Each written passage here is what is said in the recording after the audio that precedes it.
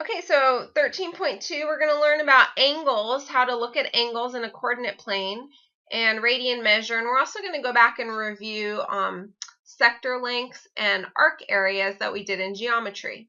So you could also add that to the title. That's not the title of this section, but if you wanted a way to reference it and be able to find that in your notes, you might want to also put that we're going to do arc lengths and sector areas. Our essential question is, how do you measure angles in standard position? So that involves using the coordinate plane, using degrees and radians. So radians is going to be new to you. And how do you calculate arc lengths and areas of sectors? Again, this is the part that we already learned last year. Pretty simple stuff, and once you review it, I think it'll come right back to you. So we're going to draw a coordinate plane with the x and y axis, all four quadrants.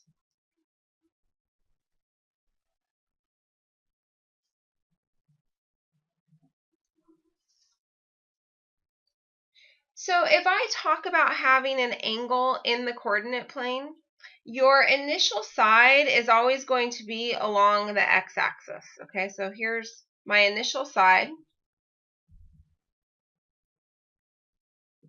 And maybe I'll use a different color here to help show the angle. So my initial side, starting at the origin, okay, and along the x-axis. Okay, it can go the entire length. That part doesn't really matter. And then we have a terminal side. I'll put that terminal side in the second quadrant. It doesn't really matter. It could go anywhere. So this will be our terminal side.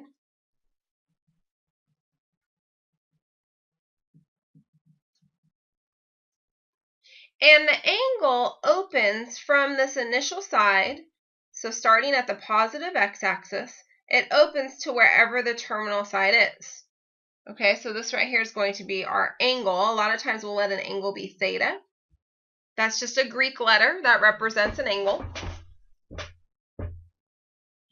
And your vertex is going to be obviously here, right? So this is the vertex of this angle.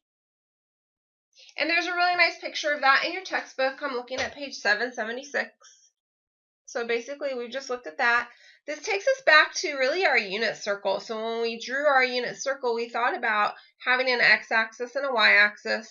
And then we also thought about, opening up to different degrees, right, from the positive side of the x-axis. Although we also had reference angles that, if I had a 30-degree angle here, that brought me to a 150-degree angle on this side, right? So those symmetric right triangles, okay? So an angle is always going to be in standard position.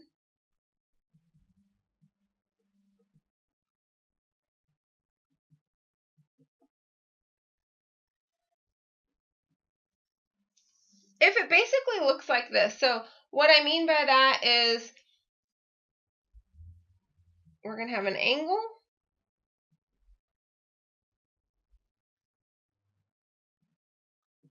Whose vertex is at the origin.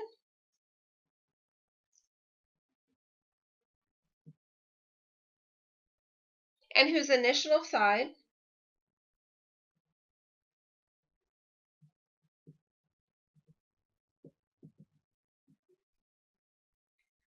is the positive x-axis.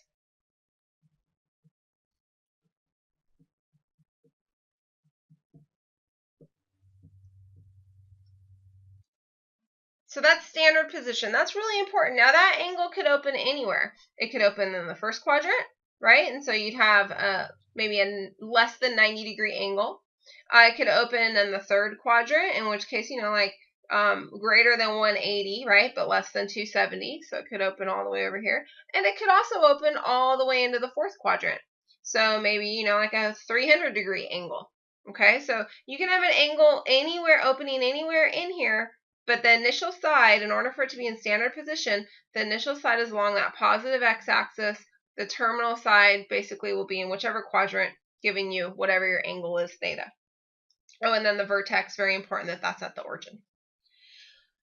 Okay, so let's draw some angles. Let's give some examples of that. So,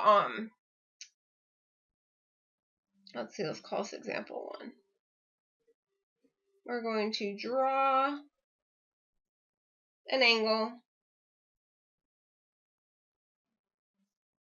with the given measure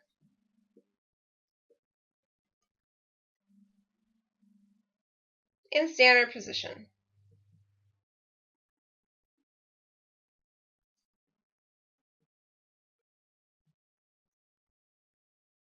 So why don't we start off with, how about 220 degrees? So I'm going to write or draw a coordinate plane.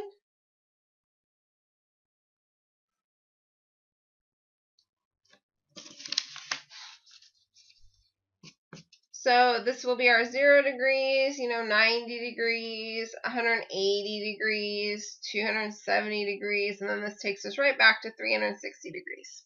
Okay, if we think about our angle opening, starting at the initial side on the x-axis, right, the vertex at the origin, we start to open up. We always go counterclockwise if we're talking about a positive angle. Okay, and so 220 degrees, well, that's going to be 40 degrees past 180, right? So it's going to be approximately there. Maybe that looks a little too big, but that's okay. So this right here would be our 220 degrees.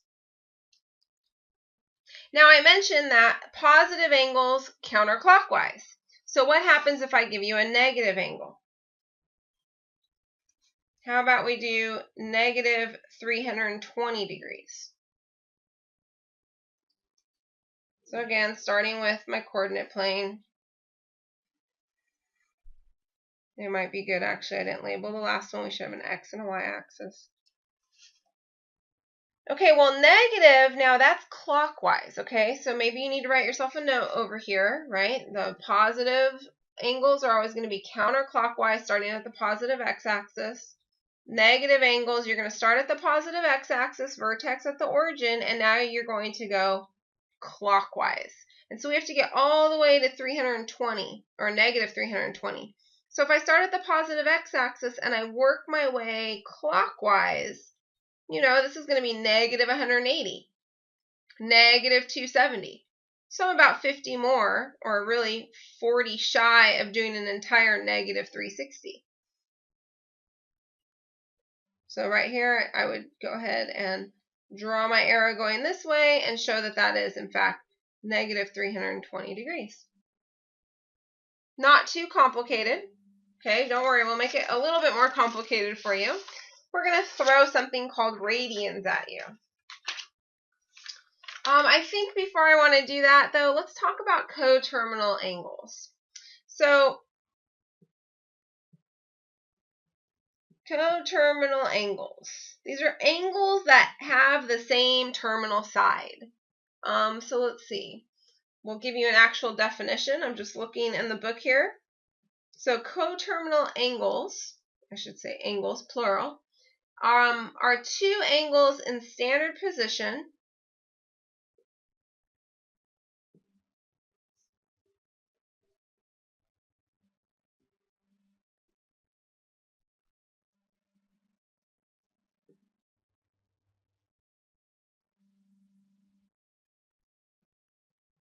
whose terminal sides coincide or are the same.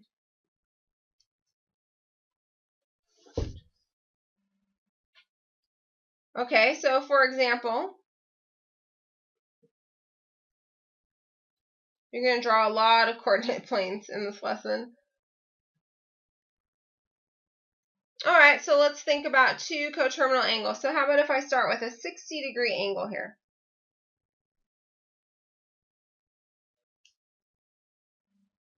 Okay, well, if I want some coterminal angles, and there are multiple, because remember, you can do as many rotations around this thing as you want, both counterclockwise and clockwise, right? So for example, one angle that could be coterminal with this would be, go past the 60 degrees, go all the way back around another 60 degrees.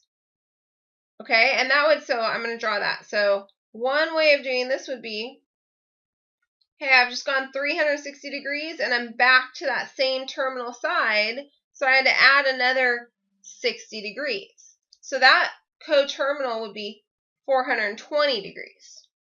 That's in the positive direction. Now what about in the negative direction? Okay, so a positive coterminal angle would be 420 degrees. You wouldn't use 60 degrees because it's already given you the 60-degree angle. If they're asking you for a positive or a negative coterminal angle, then you have to give them a new angle. I could add to that. I could add another 360 degrees to that. Again, and I could do multiple revolutions here, but we're not going to get into too big of numbers. Now, what about going in the negative direction? So in the negative direction, I would start at my positive x-axis, and now I'm going to go clockwise. So when I go clockwise, that's really, if I went all the way back to the x-axis, that would be negative 360 degrees. But I'm 60 degrees short of that, so that's negative 300 degrees. I'm writing on a strange wood table, so it's a little bit strange. But anyways, this is going to give you negative 300 degrees. And you might want to color coordinate those, maybe with a couple of different colors, one positive, one negative. Let's see, do I have another color here? Not really. But I could show the negative maybe in pink.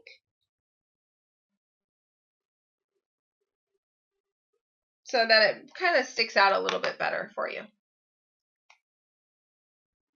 Okay, so let's do another example with that. Let's see if I can find a good one in your textbook.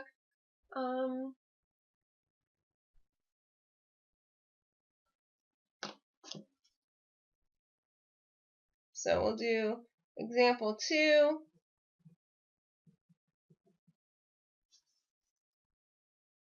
Find one positive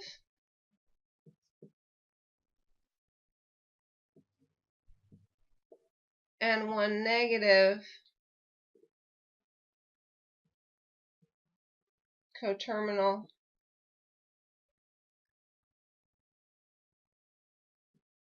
angle. Okay, so the given angle that you're going to have, let's see, why don't we do 210 degrees? Okay, so the thing that I always do is I draw it.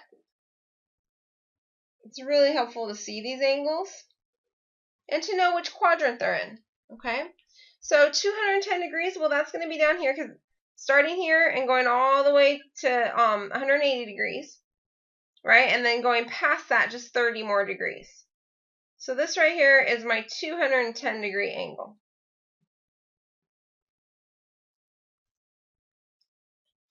All right, so the positive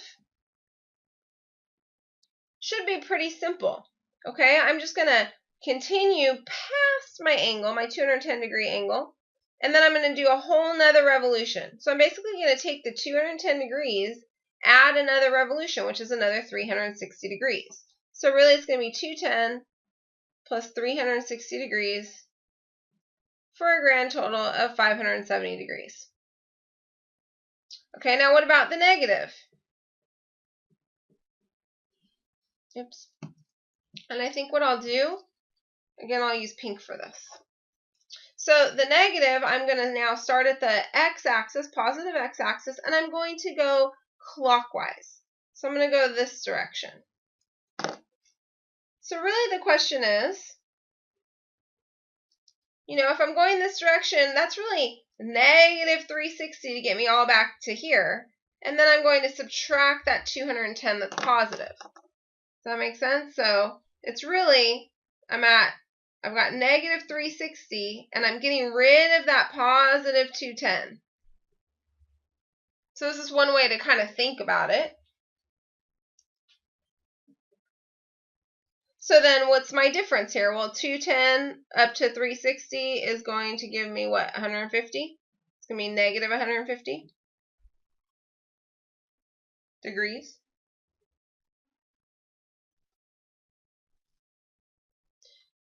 Okay, so now let's talk about the new stuff, really, which is radians. Okay, so what is a radian? So far, you are used to looking at angles and just thinking of them in terms of degrees.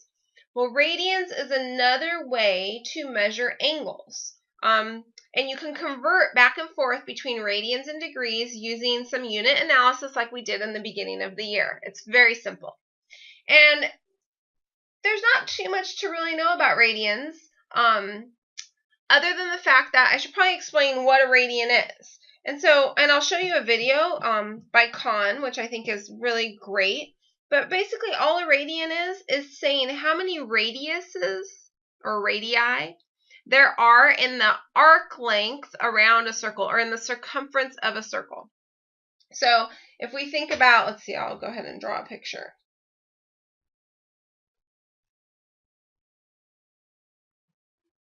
So I have a circle here, and it has some radius. Okay, and all it's saying is, if this is your radius, and this is your radius, right, because the origin is at the center of the circle, then a radian is saying how many of these radiuses can I lay out and put around this circle. Okay, that's all that the relationship is. Okay, so radians, or I should say 1 radian, is basically, let's just say a radian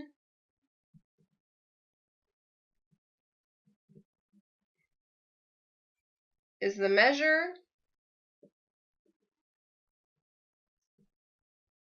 of an angle in standard position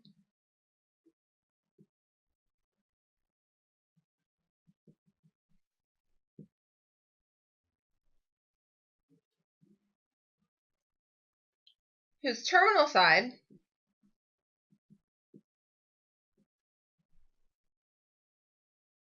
intercepts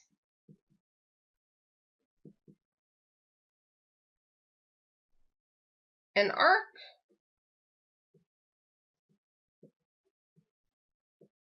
of length r. Okay, so if I end up with an angle right here where I have created this angle that's intercepting a length of an arc that is exactly the same length as the radius, then that's going to be a radian. Okay, and it's really not complicated, and I promise you there's a really easy relationship between them. Okay, so, and we're going to do this on our unit circle. We'll do this in class together, but what I want you guys to definitely take a look at in your textbook is here are the equivalents. I don't want you to necessarily memorize them all just yet, okay? Here are the equivalents though. So 30 degrees is really pi over 6. 45 degrees is pi over 4. You'll notice all of these radians, they all have a pi in them. So when you're thinking about converting, you want to make sure that you understand that when you convert from degrees to radians, you should end up with a pi in your answer. Okay, and so that's going to help us with our unit conversions. The other thing that you need to realize is that, going around this circle in degrees is 360 degrees. Now, let's remember something about circumference, right? Because that's what I just did. I just went all the way around this circle, and that is circumference of a circle, right? The length or the distance around a circle, that is circumference of a circle. Now, remember, circumference was 2 pi r. So remember, circumference is 2 pi r. Okay, well, let's just say that I'm on the unit circle where my radius is 1, right? So on the unit circle, your radius is 1. So what do we call a full revolution then in radians? A full revolution then is 2 pi. Okay, so to convert,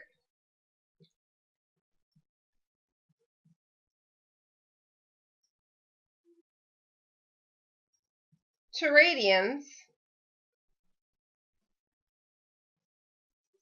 from degrees, what you're going to do is you're going to multiply by 2 pi over 360,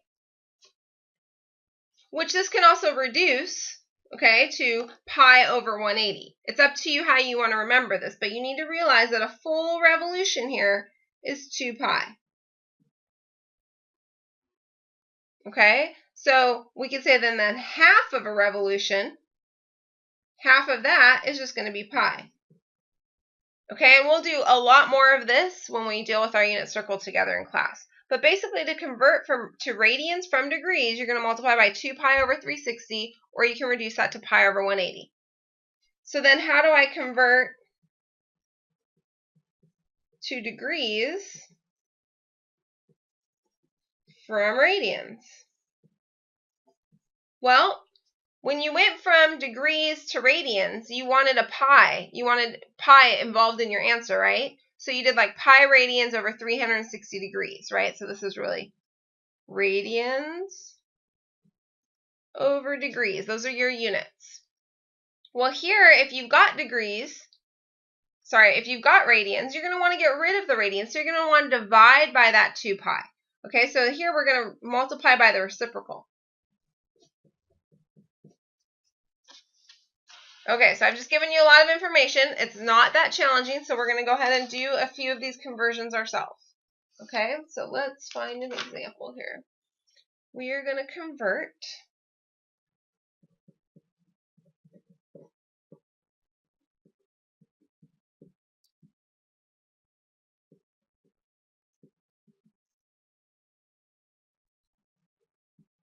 each degree or radian, whichever one we're given,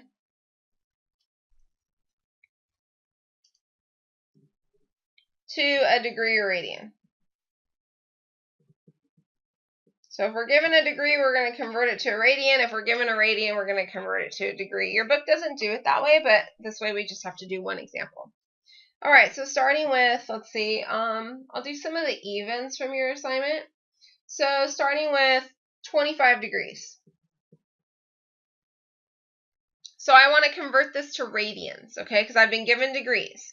Okay, well, that's pretty simple. I want to end up with radians in the numerator, divide out the degrees, right? So I need to multiply this by my 2 pi, which is really radians, divided by my 360 degrees. See now this unit analysis that we learned in the very beginning of the year, right? Those degrees go away. And all I'm left with is the radians, the 2 pi radians, which then I can multiply straight across. So I'm going to have, let's see, I can also reduce, but we'll do 50 pi over 360. Now these can both obviously be divided by 2, which I could have done in the very beginning here. I could have said, hey, that's this, right? So really I'd end up with 25 pi over 180. That's in terms of radians. Okay, and there's a place on your calculator for radians, and we'll go over that in a few minutes. Okay, so let's do another one where now we go from radians back to degrees. So how about we do pi over 10? See, now this is radians, right? There's no degree symbol, and it's not ever going to say radians. You just have to know that that is in radians because it's got the pi involved. Okay? So that means that I want to get rid of the pi.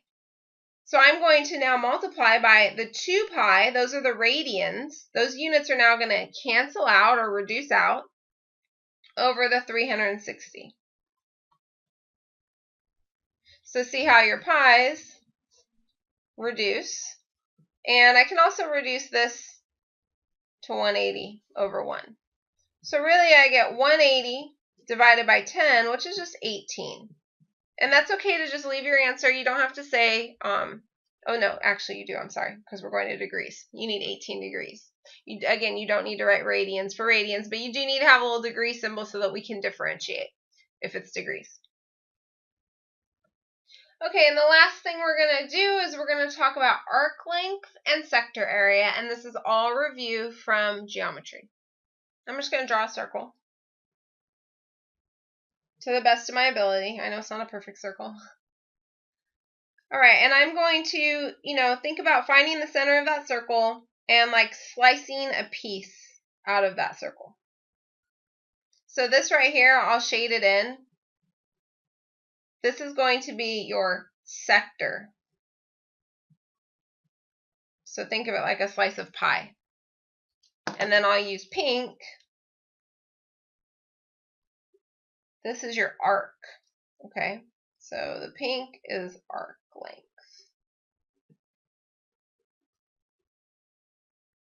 And I do this a little bit differently than your book because I don't like to memorize things. I like to think about things when I'm doing things and being able to derive them. So I'm going to remember a few things about area and circumference here. Before I do that, let me just say that, your central angle will be theta. Okay, so this is the angle of this sector that relates to this arc. Okay, so this is, we'll call that the central angle.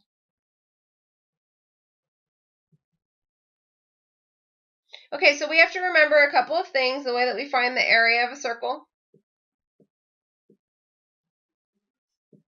is 2 pi r.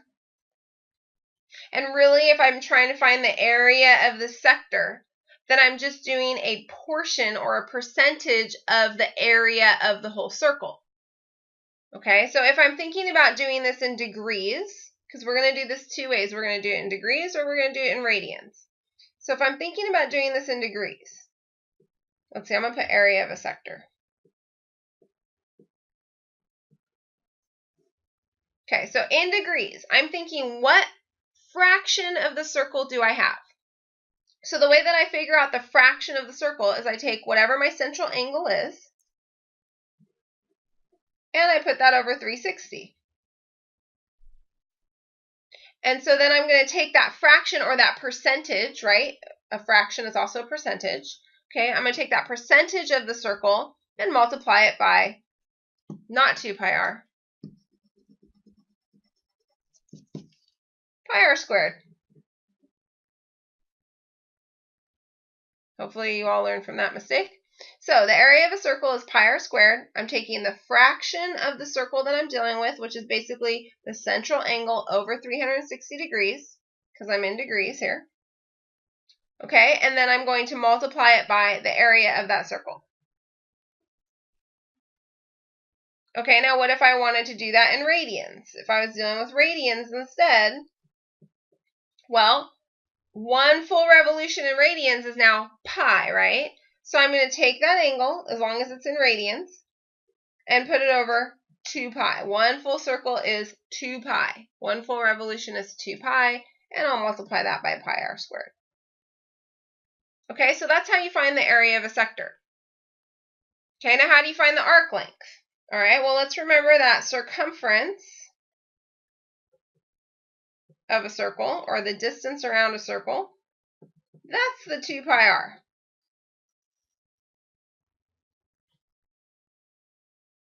Okay, and the length of an arc is just a portion or a fraction of the entire distance around a circle, which is the circumference. So we're going to do the same thing. If I'm talking about degrees, oops, I should put arc length.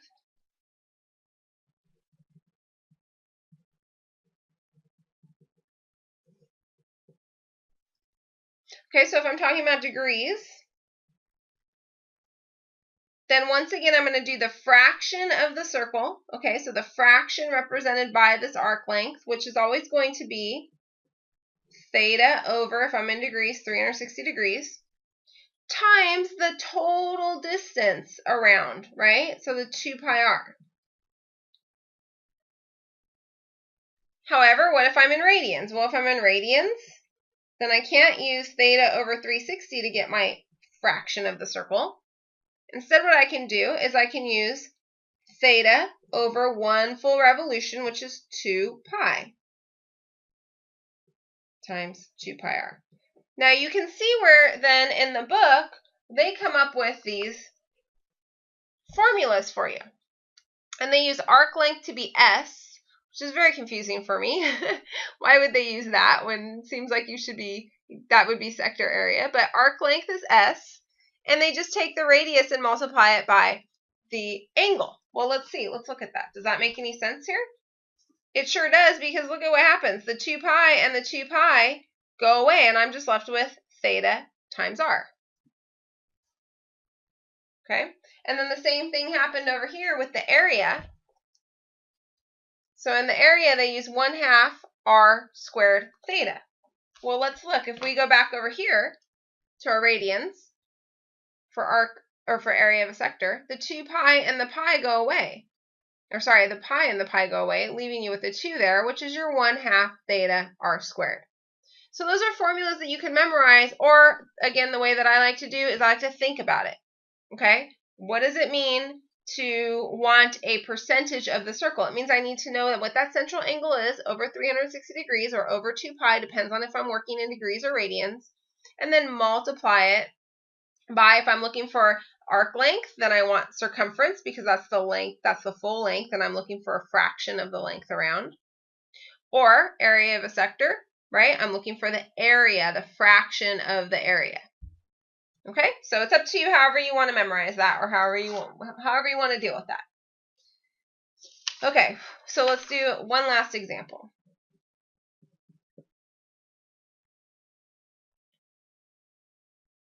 So example 4, we're going to find arc length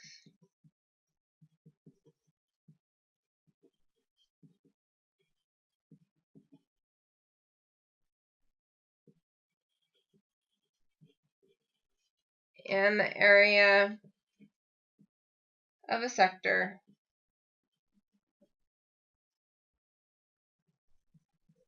with, how about radius equals 2 centimeters and theta equals 9 pi over 20. All right, so you have to ask yourself, am I dealing with degrees or am I dealing with radians? Well, this has a pi in it, so I know that I'm dealing with radians. Okay, so why don't we start with arc length?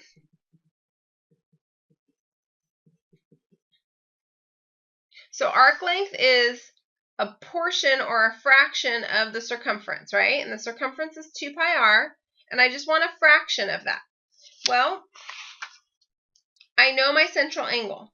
My central angle, let's do this. Arc length equals, my central angle is 9 pi over 20. Now that's a fraction of the entire revolution around a circle, which is 2 pi.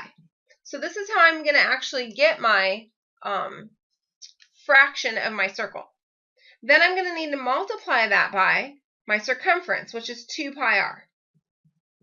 And my radius in this case was 2 centimeters. So you can see right away, well, the 2 pi and the 2 pi reduce, right? I can put that over 1. So really what I'm left with is, let's see, this is like 2 over 1, so 18 pi over 20, or I can reduce that, so I'm left with 9 pi over 10. Now this is arc length, so I'm going to use my unit centimeters, but it's distance, so it's not squared, it's not cubed, right? It's just linear, okay? All right, and then the last thing I'm going to do here is do the area of the sector.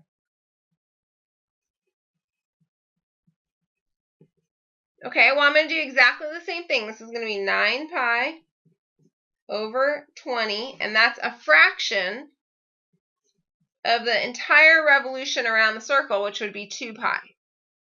Okay, and now I'm going to multiply that by, not circumference, because area of a sector is the fraction of the area, so I'm going to multiply that by pi r squared. Oops, and my r was 2. So we'll just throw that in there. Okay, so again, these pi's reduce because I can think of that as over 1. Okay, and this is going to give me 4. So I'm really going to have 9 pi over 20 times 4 over 1. And I can multiply across and then reduce, or I can reduce first. So that's 9 pi over 5. Now I'm talking about area here. So it's not going to just be centimeters, it's going to be centimeters squared or square centimeters.